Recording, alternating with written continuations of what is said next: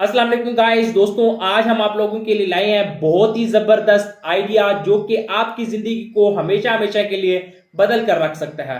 दोस्तों, मैं आप लोगों को 110% श्योरिटी के साथ कह सकता हूं कि अगर आप लोगों ने इस आइडिया पर अमल किया तो आपकी जिंदगी को कोई भी शख्स कामयाब होने से नहीं रोक सकता। दोस्तों, अगर मैं आप लोगों को ये कहूं कि इस आइडिया के अंदर बहुत सारी ऐसी चीजें हैं जो कि आप लोगों को अमल करना पड़ेंगी, फिर ही जाकर आप इस आइडिया को कंप्लीट सक्सेसफुल आइडिया कह सकते हैं। अदरवाइज अगर आप लोगों ने इसकी चंद बातों को इग्नोर किया तो मैं आप लोगों को इसकी गारंटी नहीं दे सकता। दोस्तों, इस आइडिया के पीछे कुछ ऐसी बातें हैं मैं आप लोगों को बताना चाहता हूं कि आप लोगों को अमल करना होगा। वो जो कुछ बातें हैं उसके अंदर मैं समझता हूं कि दो ऐसी चीजें हैं जो कि आप लोगों को कामयाब भी कर सकती हैं और वही दो चीजें ऐसी हैं वो आपको नाकाम भी कर सकती हैं। मैं समझता हूं कि हर इंसान के अंदर, इंसानी नेचर के अंदर जो दो चीजें हैं वो है, एक तो हम कह सकते हैं इमोशन, और दूसरा हमारे पास जो चीज है वो है ग्रीडीनेस। इमोशन और ग्रीडीनेस दो ऐसी चीजें हैं जो कि इंसान के अंदर होती ही होती हैं। तो सबसे पहले ये दो चीजें हैं आप लोगों को समझना होगा कि किस तरह से इन चीजों पर कंट्रोल हासिल करना है, अपने इमोशन और ग्रीडीनेस पर। और दूसरी जो चीज है, मैं आप लोगों के साथ एक बुक भी शेयर करना चाहूंगा। आप लोगों को इस बुक को भी जरूर पढ़ना चाहिए। वो बुक है rich dad and poor dad. इस बुक को मैं इसलिए रिकमेंड कर रहा हूं क्योंकि इसके अंदर इन्हीं दो बातों को बहुत ही फोकस किया गया है। और इसके अंदर एक जो मेन जो टॉपिक है वो ये है कि रिच डैड ये अपने बेटे को ये चीजें समझाता है कि how many work for you, पैसा आपके लिए किस तरह से काम करता है। और जो पुअर डैड होता है वो अपने बेटे को इस तरह से समझाता है कि वर्क फॉर मनी, पैसे के लिए काम करो। तो दोनों सोचों के अंदर बहुत ज्यादा डिफरेंस है। तो अगर हम ये कहें कि अगर एक शख्स ये समझता है कि वो एक एम्पायर खड़ा करना चाहता है तो एम्पायर खड़ा करने के लिए आप लोगों को एक चीज पर अमल करना होगा कि money work for you, not you work for money. तो ये जो चीज है आप लोगों को समझना होगी। तो इस बुक को मैं आप लोगों को रिकमेंड करूंगा। ये बुक है rich dad and poor dad. इस बुक को आप जरूर पढ़िएगा। और एक दूसरी बुक है जिसको मैं आप लोगों को जरूर कहूंगा कि इस बुक को भी आप जरूर पढ़ें, think think and grow rich. सोचें और अमीर हो जाएं, थिंक एंड ग्रो रिच। ये वीडियो कोई स्पॉन्सर वीडियो भी नहीं है, लेकिन मैं आप लोगों को ये दो बुक्स जरूर पढ़ने को कहूंगा क्योंकि ये जो बुक्स हैं आप लोगों को थोड़ा सा मोटिवेट करेंगी, आपकी सोच को थोड़ा सा वास्ट करेंगी। बिकॉज इस आइडिया को शेयर करने से पहले मैं आप लोगों को एक कहानी भी सुनाना चाहूंगा जिससे आप लोगों को पता चलेगा कि आपको इस आइडिया पर अमल करने से पहले कुछ बातें अपने दिमाग के अंदर रचानी होंगी, कुछ बातें जो आपको अपने दिमाग के अंदर बसानी होंगी।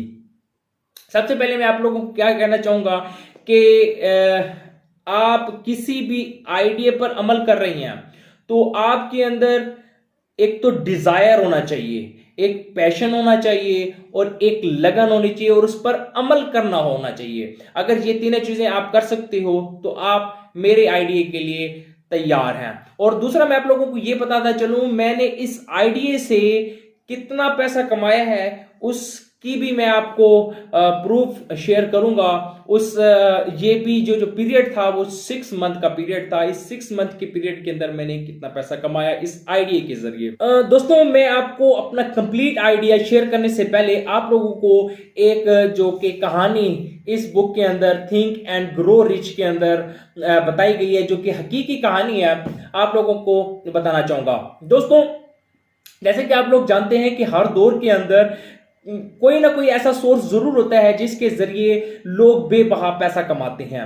तो इसी तरह इस दौर के अंदर भी, जिस दौर में ये बुक लिखी गई थी उस दौर के अंदर भी एक ऐसा सोर्स था जिसके जरिए से लोग बहुत बेबहा पैसा कमाते थे। उस टाइम में एक बात मशहूर थी कि खोदो और पैसा कमाओ। तो लोग क्या करते थे उस दौर के अंदर क्या कहते थे, मुख्तलिफ किस्म की हीरे और सोने और जवाहरात की कानों को वो खोदते थे और वहां से सोना हीरे जवाहरात मिलते थे और वहां से वो पैसा कमाते थे। तो जैसे अगर हम आज के दौर की जो सोर्स को समझे तो वो हमारा सोर्स क्या कह सकते हैं, ऑनलाइन की दुनिया है, ई कॉमर्स की दुनिया है, इसके अंदर से लोग पैसा कमाते हैं। तो इस हकीकी कहानी को आप लोगों के सामने मैं बताना चाहूंगा और इसके अंदर बहुत बड़ा सबक भी है, आप लोगों को वो भी जरूर समझना होगा और फिर जाके मैं आप लोगों को इस कंप्लीट आइडिया के बारे में बताऊंगा कि जिस आइडिया के जरिए मैंने बेबाक पैसा भी कमाया। और इस कहानी को आपने जरूर समझना भी है और इसके अंदर से जो मोरल्स ऑफ स्टोरी है उसको समझने की कोशिश करनी है। दोस्तों जैसे कि मैंने आप लोगों को पहले भी बताया कि ये उस दौर की कहानी है जिस दौर के अंदर जो सोर्स था पैसा कमाने का वो ये था कि लोग मुख्तलिफ किस्म के जो कानें होती थी उनको खोदते थे और वहां से हीरे जवाहरात और हीरे वगैरह को वहां से निकालते थे। तो अगर हम बात करें ये एक कहानी किस तरह से स्टार्ट होती है, एक मिस्टर डार्बी नामक एक शख्स था जिसने इस बात को सोचा कि वो भी पैसा कमाए और पैसा कमाने के लिए उसने जो सोर्स चुना वो ये था कि वो जमीन को खोदेगा और वहां से पैसा कमाएगा।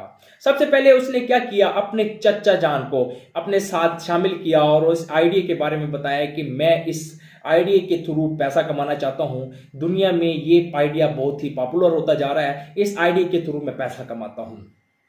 तो वो क्या करता है, अपने चाचा जान को इस आइडिया के लिए एग्री करता है और दोनों डार्बी और उसका चाचा जान दोनों इस आइडिया पर लग जाते हैं। स्टार्टिंग में इनके पास सोर्स नहीं होता, सोर्स ना होने की वजह से वो अपने कुछ मतलब जिसे कहते हैं कुछ चीज़ों को सेल करके अपने पास से वो खुद ही कुछ औजार कुछ सामान वगैरह ले आती हैं और वहां से किसी एक जगह को वो मुकर्रर करते हैं, उस जगह पर वो सोना तलाश करने की कोशिश करते हैं। तो जैसे जैसे वो एक जगह को खुदाई करते जाते हैं तो एक टाइम आ जाता है और थोड़े ही टाइम में एक टाइम आ जाता है जिसमें उनको सोने के असरात मिलना स्टार्ट हो जाते हैं, जो कि इतने वैल्यूएबल थे कि जिस टाइम पे उन्होंने वो स्टार्ट किया था, जिस सोर्स से उन्होंने स्टार्ट किया था उस सोर्स से प्रॉफिटेबल हो गए थे। तो अब उन्होंने ये सोचा कि आगे अगर हमने इस चीज को तलाश करना है, यहां पर तो सोना बहुत हो सकता है क्योंकि उन्हें असरात मिल गए थे। तो उन तक पहुंचने के लिए उन खजानों तक पहुंचने के लिए उनके पास वो सोर्स नहीं थे, वो इक्विपमेंट नहीं था जो कि वहां तक उनको ले जाए। तो उन्होंने क्या किया, उन्होंने अपने तमाम रिश्तेदारों अपने दोस्तों को अपने इस आइडिया के बारे में बताया और उनसे कुछ चंदा लेकर वहां पर अपने जो इक्विपमेंट थे उनको लेने के लिए उन्होंने सब लोगों से चंदा लिया और सब लोगों ने उनकी मदद की और उनके आइडिया को सराहा और सब ने उन लोगों को कुछ टाइम पीरियड के लिए एक अमाउंट दे दी जिससे उन लोगों ने और खुदाई करने के लिए मशीनरी तैयार करवाई। मशीनरी तैयार करवाने के बाद बहुत ही अच्छी खासी रकम जो कि उन्होंने इकट्ठी की थी वो उस सारी मशीनरी पर लगा दी। और अब ये क्या हुआ कि उन्होंने जब वो मशीनरी लगाई और खुदाई स्टार्ट की तो आहिस्ता आहिस्ता जो सोने के असरात थे जो कि वहां पर पहले नमूदार हुए थे, जो कि उन्होंने छोटे से रिसोर्स से स्टार्ट किया था, आहिस्ता आहिस्ता वो जो असरात थे वो खत्म होना स्टार्ट हो गए। जैसे जैसे उन्होंने गहराई के अंदर उस सोने को तलाश करने की कोशिश की तो वो असरात बिल्कुल खत्म होते गए।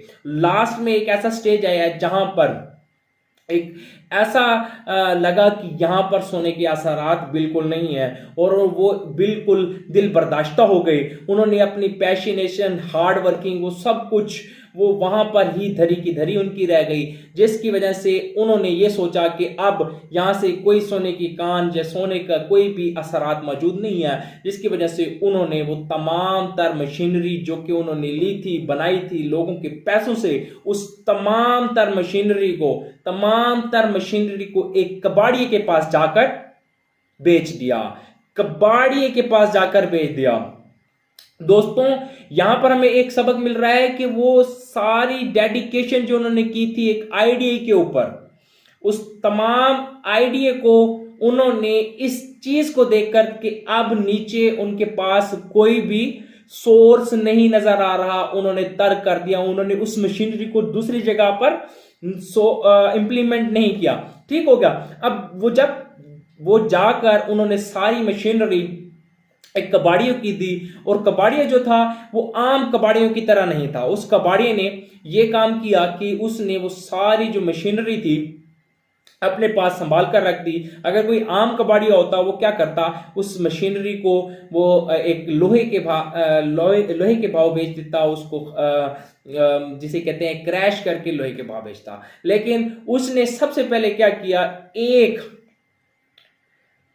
ऐसे शख्स से राब्ता किया जो कि इस चीज का एक्सपर्ट था कि किस तरह से सोना निकाला जा सकता है और कौन कौन सी जगहों पर सोना मिल सकता है। तो उसने एक एक्सपर्ट से राब्ता किया। उसने सेम उसी जगह जहां पर डार्बी ने क्विट कर दिया था, सेम उसी जगह उस एक्सपर्ट को ले गया और उसको बताया कि यहां से सोना निकल सकता है। उससे पूछा तो एक्सपर्ट ने उस कबाड़िए को बताया कि अगर आप नीचे 3 फीट के फासले पर और खुदाई करेंगे तो आपको सोने की कान मिल जाएगी। सोने के बहुत ज्यादा बेतहाशा आप लोगों को जखायर मिल सकते हैं।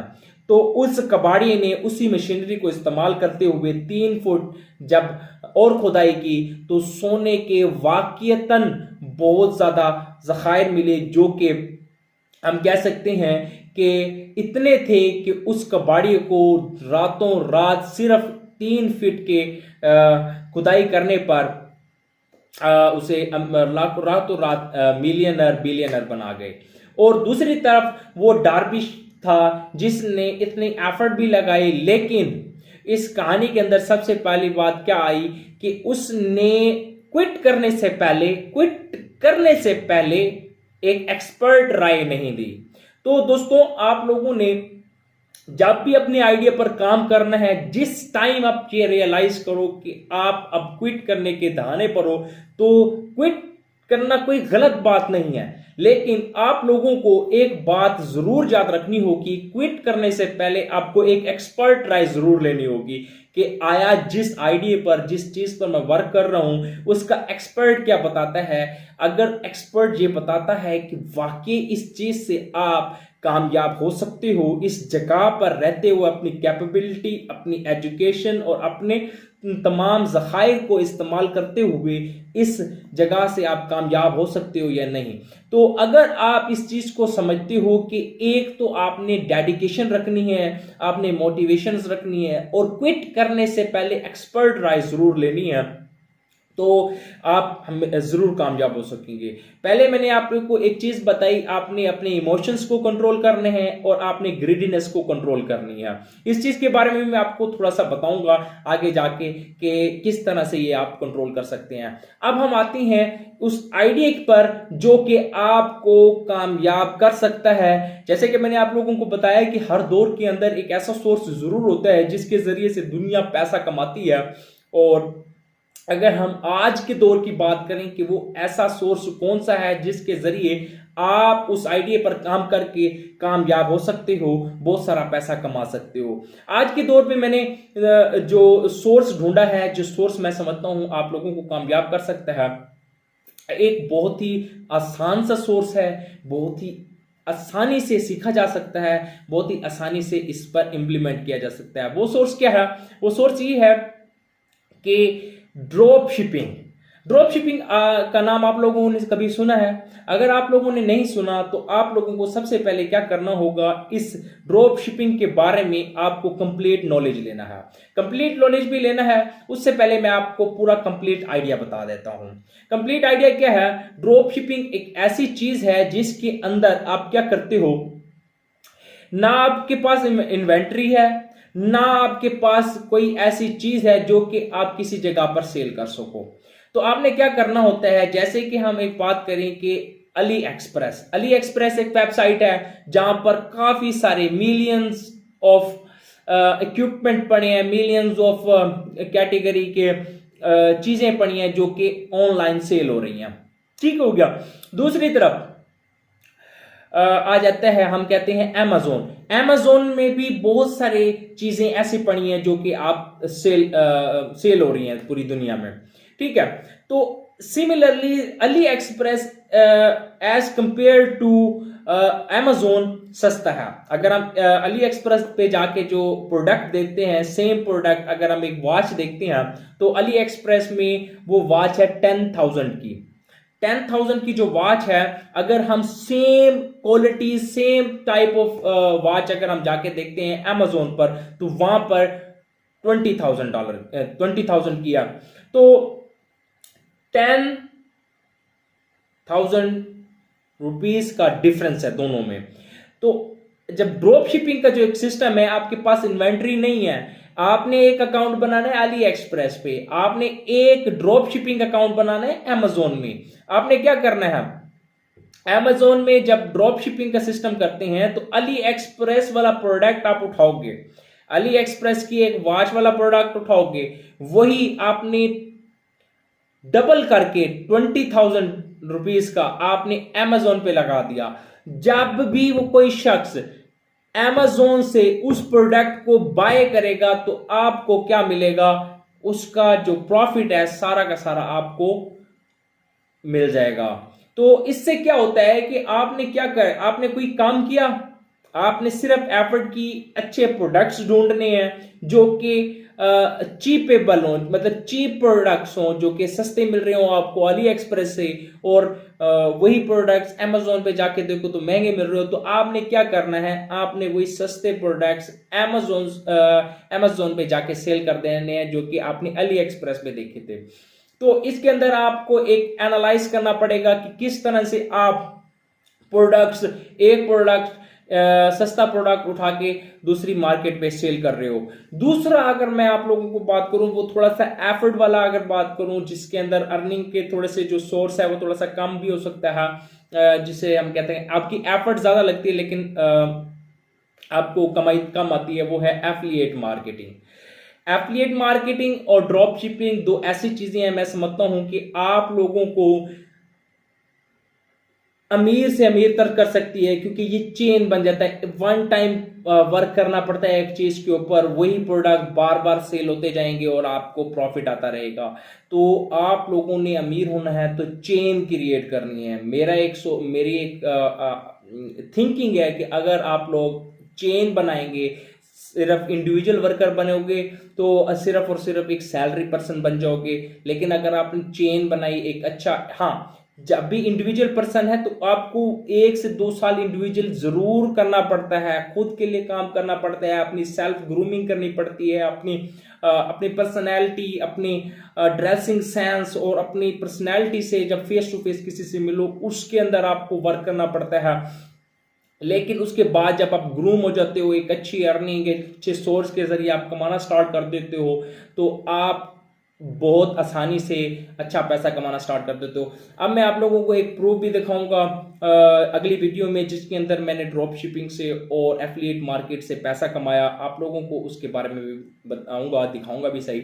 और आप लोगों ने क्या काम करना है, इस ड्रॉप शिपिंग आइडिया पर जरूर काम करना है, और एफिलिएट मार्केटिंग वाला जो आइडिया है इस पर भी जरूर काम करना है। एफिलिएट मार्केटिंग के अंदर भी सेम वही चीज होती है, ड्रॉप शिपिंग का ही ये भाई बहन लगता है। अगर हम बात करेंगे एफिलिएट मार्केट में हमने प्रोडक्ट्स उठाने हैं, वो लिंक हमें जनरेट करके देगा।